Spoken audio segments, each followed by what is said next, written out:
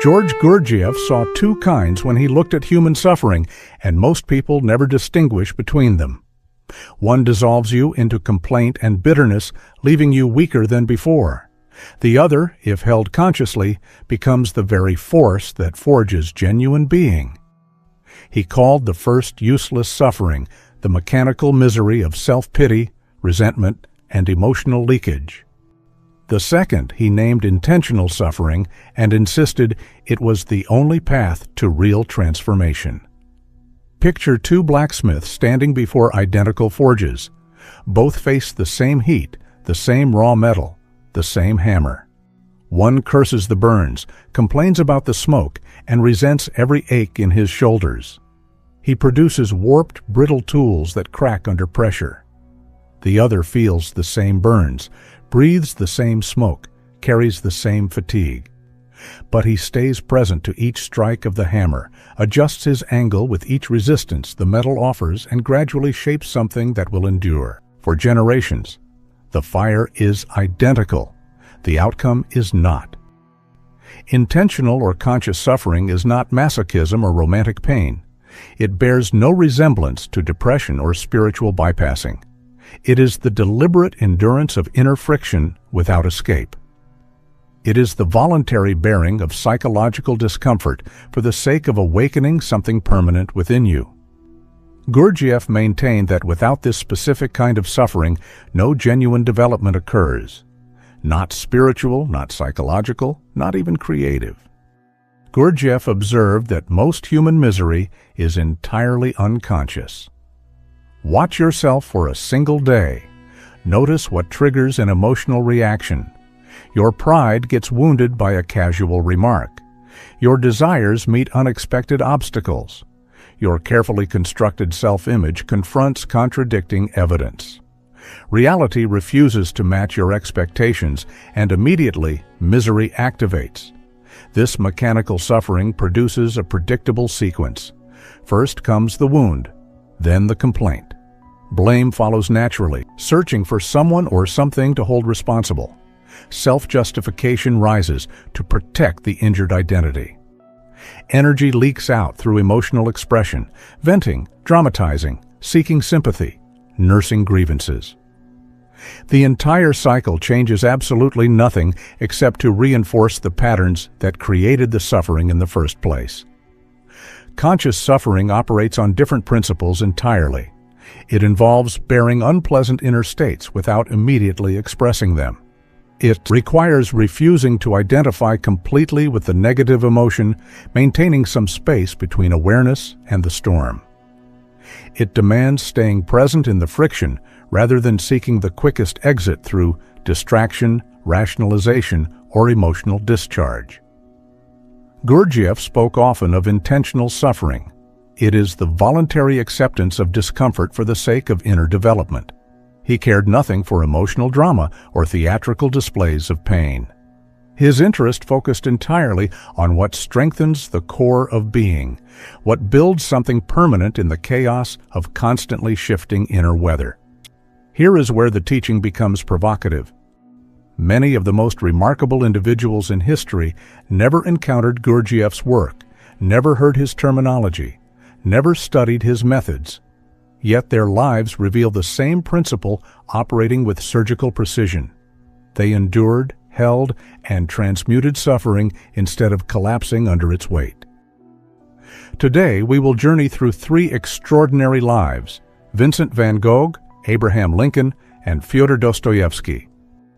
This is not about admiring them from a distance, but about extracting the specific mechanics of how they transform their anguish into something that still illuminates the world. Their suffering was not theoretical, neither is yours. The same laws that operated in their experience operate in yours right now. Let's begin by observing the life of a remarkable Dutch painter. Vincent van Gogh lived most of his adult life in grinding poverty. His work found almost no buyers during his lifetime. Mental instability visited him in waves that eventually pulled him under. He endured rejection from the art establishment, profound loneliness, and the ridicule of those who saw only a madman wasting paint. We must proceed carefully here. Mental illness alone creates no nobility. Psychological torment does not automatically transform anyone. Millions suffer similar anguish and produce nothing but more suffering. Van Gogh's significance lies not in the pain itself, but in what he did while bearing it. He continued working. Even in his darkest descents, he returned to the canvas. He painted with obsessive discipline, studying light and color with the precision of a scientist, developing his craft through thousands of hours of deliberate practice. He did not wait for inspiration or comfort. He worked, through despair, channeling the chaos into structure, into form, into those blazing sunflowers and starlit nights that carry such strange intensity. This is where conscious suffering appears in his life. Instead of surrendering entirely to self-destruction, he repeatedly converted anguish into disciplined effort. Gurdjieff would recognize this immediately. Suffering becomes transformative only when it is used, when the energy it generates gets directed into intentional work rather than dissipating through complaint. Van Gogh did not escape into numbness or distraction. He bore the full weight of his inner storms and extracted vision from them. That bearing, that refusal to abandon the work despite every reason to quit, demonstrates the essential quality of conscious suffering. The furnace was real. What emerged from it was equally real. The observation leads us to the U.S. Abraham Lincoln carried profound melancholy throughout his entire life. Those who knew him described a sadness that seemed to emanate from some deep chamber of his being, present even in moments of humor or political triumph. He lost elections that devastated him. He buried children, including his beloved Willie, during his presidency. He governed during a civil war that tore the nation apart, making decisions that sent thousands to their deaths. Yet those same observers noted something remarkable in how he carried this weight. He did not become vindictive despite having the power to crush his enemies. He did not govern from hysteria or emotional reactivity. Instead, the melancholy seemed to refine him, to slow his responses, to give him a gravity and depth that mere happiness could never produce. Conscious suffering in Lincoln's life manifests as the capacity to bear enormous responsibility without emotional collapse. He acted despite the internal heaviness, made necessary decisions while feeling their full cost, and refused to project his inner pain outward onto others. Gurdjieff warned that mechanical suffering produces negativity and contamination. Conscious suffering, properly held, produces impartiality and breadth of understanding. Lincoln's famous capacity for empathy toward former Confederate soldiers, his resistance to vengeful punishment after the war, suggests someone who had digested his own pain rather than being digested by it. He knew suffering from the inside, which gave him access to a quality of mercy that transcended personal emotion. The weight he carried did not crush him. It deepened him into something capable of holding the contradictions and complexities that his moment in history demanded. The next historical figure might just be the epitome of intentional suffering. Fyodor Dostoevsky stood before a firing squad in Semenovsky Square, convinced he had minutes to live. At the final moment, a messenger arrived with the Tsar's commutation. The execution was a theater designed to terrorize political prisoners. It worked. Dostoevsky was sent to Siberian labor camps for 4 years of brutal conditions that broke many who endured them. He survived. Then he faced epilepsy that struck without warning, not to mention his grinding poverty that never relented.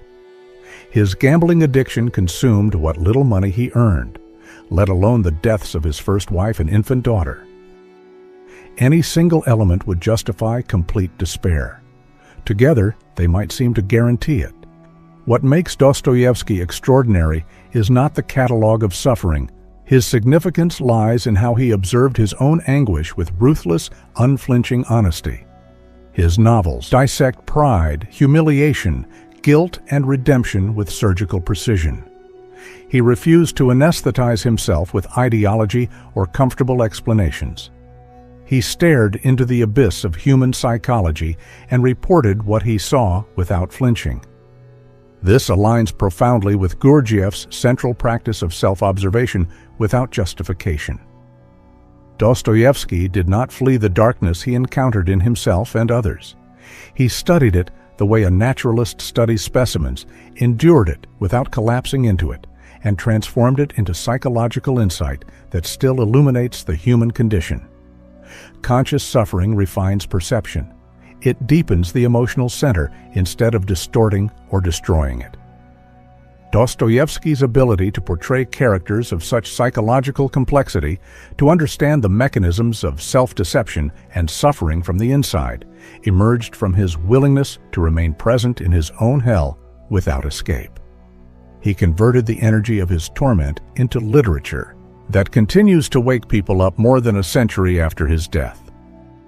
Now we arrive at precision. Not all suffering is conscious. Not all tragedy produces greatness. Most pain leads only to more pain, an infinite domino effect of mechanical suffering colliding with the next mechanical suffering. But examining these three lives reveals specific features that align with what Gurdjieff taught about transformative suffering. First, none of them fled discomfort through the easy exits constantly available. Cynicism, bitterness, addiction to distraction, abandonment of effort. They remained engaged with their work despite every internal signal screaming for escape. Second, they continued a disciplined effort under enormous strain. Van Gogh painted, Lincoln governed, Dostoevsky wrote. The work itself became a container for the suffering, giving it direction and structure rather than allowing it to dissipate into useless complaint. Third, they refused complete identification with despair. Some parts of them remained separate, able to observe and work with the suffering rather than drowning in it. This separation, however slight, created the space where transformation became possible. Fourth, they converted pain into structured action. The suffering did not remain raw emotion. It became paintings, political decisions, and novels. It moved from the subjective realm of feeling into the objective realm of created work that others could experience and learn from. Gurdjieff insisted that friction is necessary for development. Without resistance, muscles atrophy. Without pressure, diamonds never form from carbon. Without the specific friction of conscious suffering, being never crystallizes into something permanent. He spoke of the crystallization of being as the formation of a stable inner center that can withstand the chaos of life without fragmenting. This crystallization does not occur in comfort. It requires the heat and pressure of consciously held difficulty, the repeated choice to remain present in friction rather than escaping into the thousand available distractions. The gap between admiring historical figures and transforming your own life yawns wide. Inspiration without method changes nothing. So we move now from their lives to yours, from theory to the specific practices that allow conscious suffering to function. Begin with the smallest friction. When irritation arises, and it will arise probably within the next hour, resist the immediate urge to express it. Do not justify the annoyance. Do not vent it to feel better. Do not rehearse your grievances internally. Instead, bear it consciously. Feel the energy of the irritation in your body. Notice where it concentrates, how it wants to move, and what thoughts accompany it. Stay present to the experience without identifying with it completely. This builds inner strength, the way holding a weight builds muscle. The irritation itself is the weight. Your conscious bearing of it is the exercise. Extend this to physical discomfort. Train your body when fatigue arrives. Finish tasks when inspiration has fled. Maintain discipline independent of mood or motivation. The gap between what you feel like doing and what you choose to do anyway becomes the space where will develops. Gurdjieff emphasized that real will, the genuine capacity for intentional action, emerges through this kind of sustained effort against resistance. The suffering transforms from subject to object. You shift from being the storm to being the awareness that contains the storm. This provides energy to keep you on the right track. So learn to transform energy rather than wasting it. Anger, properly directed, becomes clarity about what needs to change. Sadness deepens into genuine appreciation for what matters. Humiliation, if endured without collapse, converts into humility that acts as the fuel for greatness. Energy never disappears. It only changes form. Remarkable people master redirection, channeling the force of their suffering into constructive action, rather than letting it leak away through complaint and self-pity. As Dostoevsky once said, "The deeper the grief, the closer is God." Gurdjieff remained uncompromising on this point throughout his teaching. Without conscious suffering, no real growth occurs. Comfort weakens structure. Ease dissolves intention. The remarkable figures we have examined were not great because suffering visited them. Millions suffer without producing anything but more suffering. They became extraordinary because they endured their anguish without collapsing into mechanical self-pity. Because they converted the energy of their pain into disciplined, structured effort.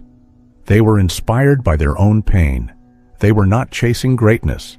They felt the suffering with sincerest honesty. That difference is everything, and that difference is available to anyone willing to practice, not through admiration of others, but through daily, deliberate engagement with the friction that life provides constantly. The forge is already burning. The metal of your life is already in the fire. The only choice is whether you will be the one who curses the heat or the one who uses it to forge the sword that cuts through ignorance. The hammer is in your hand. Start forging.